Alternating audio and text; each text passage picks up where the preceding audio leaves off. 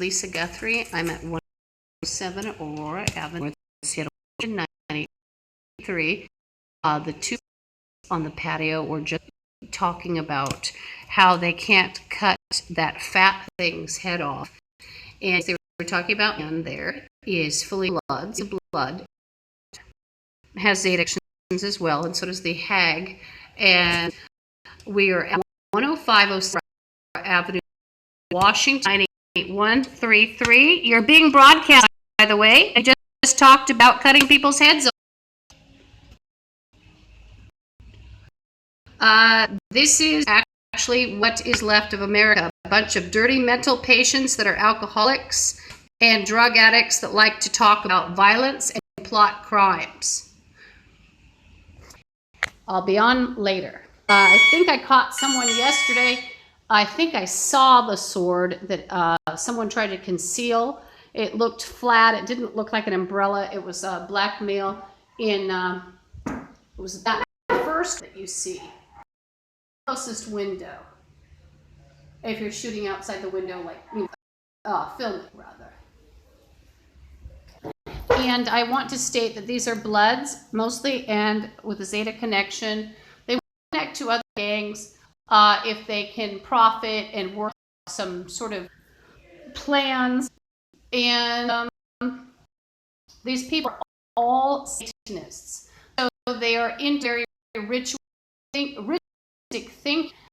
And I don't know their names, but if you wanted to obtain building lists and see who's a gang member, you could and do a reverse search, and you come up with every building. I've actually, someone told me about 4, and I've done that with other buildings. I haven't looked up these people, but somebody showed me. It's just fairly easy.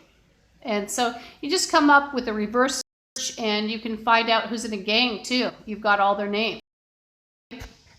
You can also come up then with sex offenders. You can go to Washington, sexoffender.org, and I think it's just sexoffender.org, and you can sort it out. This area at 10507 Aurora Avenue North, Seattle, Washington, 98133.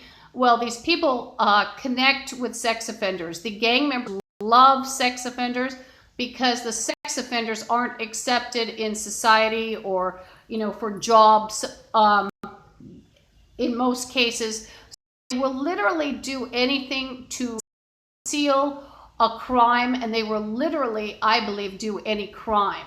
And by the way, many of the sex offenders have actually followed me around, and it turns out they were on sexoffender.org, but they were walking around pretending to be police and trying to act a kidnapping plot and connecting with those two bums that you saw and other bums in the neighborhood and this building. This building is a brown and yellow building. It's on the left-hand side as you go north, and yes, they are primarily a few Zetas. I am not sure how closely they connect, but there are a lot of people who play different names. Including these people, they like to blame their crimes on everybody they can, so they actually have played Yakuza.